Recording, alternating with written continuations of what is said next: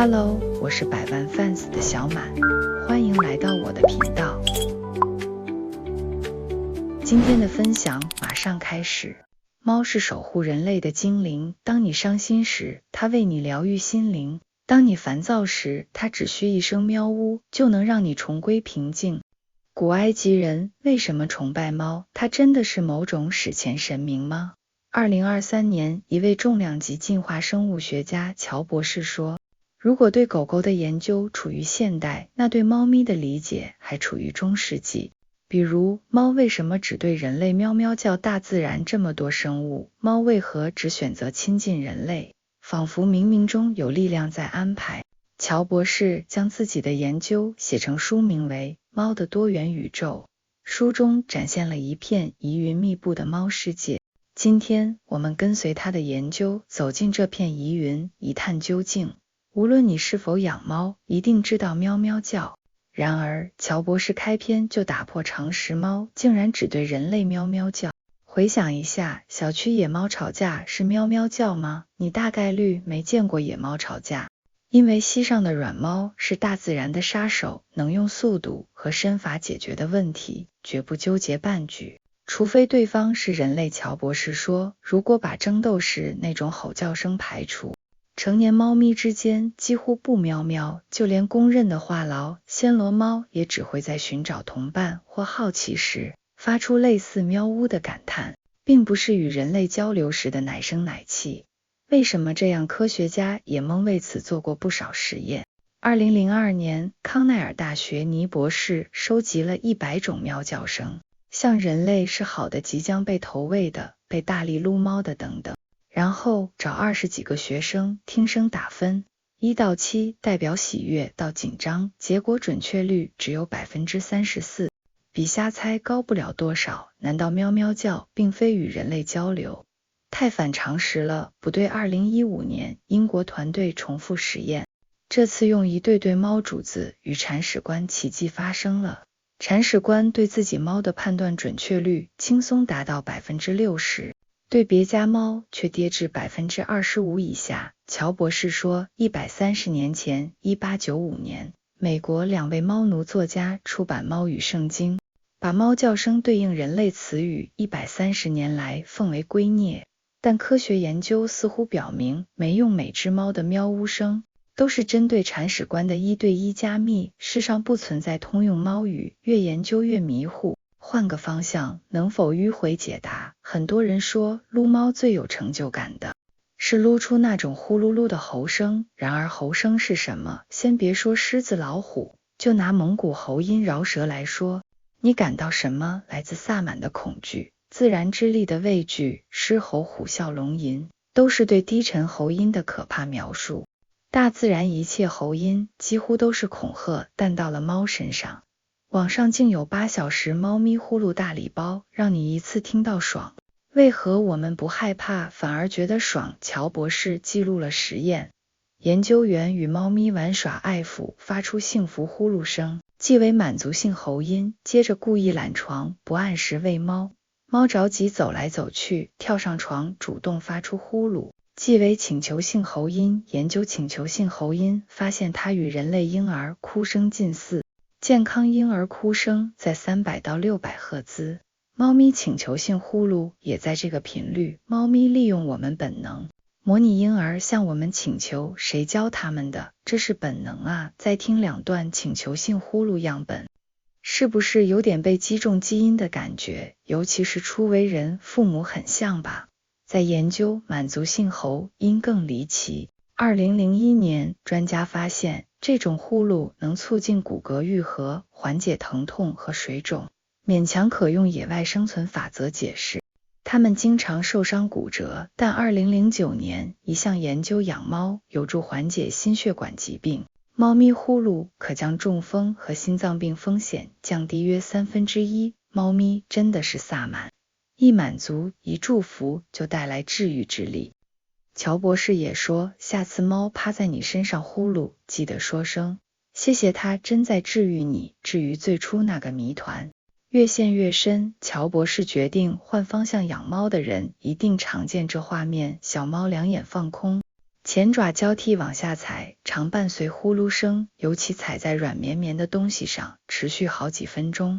喬博士稱為踩奶，尤其人類軟肚皮，比如小貓和小寶寶，靠這幾下猛倒幾十萬人。但這種行為的真實原因，科學家一籌莫展。有人說，祖先生活地方枯草落葉多，休息時要踩出一片空地，但無法解釋睡醒後也踩奶。有人說，貓腳趾間有氣味線，踩奶留下氣味標記領地。喬博士猜測，可能是幼態持續。小貓吃奶時，踩奶最常見，為了刺激貓媽媽泌乳。成年後，因基因幼態持續，仍會這麼做。什麼是幼態持續？還記得熊貓那期嗎？熊貓虎鯨在大自然中是花臂大哥，在人類眼中卻是萌娘。人類好這一口，因為我們也是幼態持續動物。小猩猩與大猩猩對比完全不同。人類幼崽與成人很像，大頭、大眼睛、憨乎乎。我們就喜歡這種幼態持續，比如黑足貓，是黑夜中最可怕的殺手之一，在你眼裡卻很軟萌。踩奶這種幼態持續，在大自然看來也許是警告。野外的貓一旦開始踩奶，說明這片領地安全，因為至少有一只生育過的成年貓。我們覺得成年貓軟萌，但毒蛇麻雀可以告訴你，成年貓是何等霸氣存在。同時，貓腳趾間有气味線，警告信息素向外擴散，周圍小動物都會受到警告。喬博士還觀察到，非洲野貓、虎貓、豹貓等成年貓科也會踩奶並伴隨呼嚕，那種踩奶呼嚕與前面兩種不同，真有老虎低吼的意味，周圍蕭蕭莫敢妄動。但到了人類這裡全反了，大自然踩奶低吼變成軟萌可愛。喬博士決定研究簡單課題，比如為什麼10舉9胖。前年泰國氣溫飆升，乾旱，水稻收成不好，政府決定向貓求救。幾百年來，每逢乾旱，舉行貓公主巡遊，一只暹羅貓被轎夫抬着，轎桿裝飾蠟燭和鮮花。祭祀說：“貓公主，請讓天下雨。”巡遊開始敲鑼打鼓，人們向神貓潑水祈求。但泰國專家表示，貓不喜歡水，科學家證實貓毛屬水，古人行為很不貓道。最近一次貓公主巡遊，抬着的竟是毛絨。哆啦 A 夢機器貓也是貓，但該用哆啦 A 夢妹妹啊。這個故事與10舉9胖何干？喬博士從5歲養第一隻貓，至今養過8隻，喜歡暹羅貓，但他看到新聞，突然意識到暹羅貓顏色花紋千奇百怪，但祖先北非野貓完全沒有，這是非自然的人工選擇。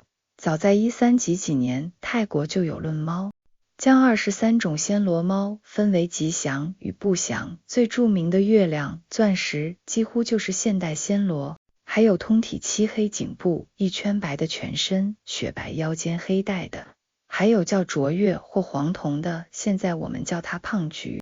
喬博士看了看自家橘色阿比，寫到10舉9胖可能怪人類。進化生物學有副頻率，依賴選擇稀有的外觀，更受青睞。橘色很不合理。除了在南瓜地偽裝成南瓜，這是囂張的反向偽裝。美國罪犯穿橘色囚服，反向偽裝是貓中大哥大。人類很少見橘色貓老大，發現一隻就偏愛。刻意繁育不小心打開了次數態基因，人類也有此基因，決定毛色，也決定胖瘦。北歐人毛色更橘紅，普遍比亞洲人胖。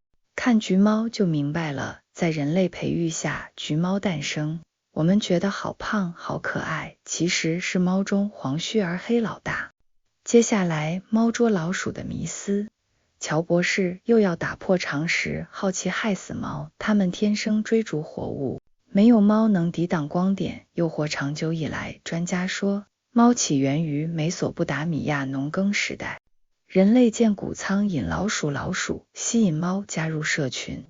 但喬博士援引專家說，貓捕鼠不如雪貂，不相信早期農業會讓野貓變寵物。2018年，邁克爾博士在布魯克林布置隱蔽攝像頭，放入100隻植入芯片的老鼠，79天內猫鼠相遇259次，貓追老鼠僅20次，其中17次只是默默跟着，沒有捕捉積極捕鼠鏡頭，只有3個完成擊殺，僅2例都不是追逐大戰，而是老鼠誤入死胡同，被單方面欺壓。貓捉老鼠竟是世紀迷思。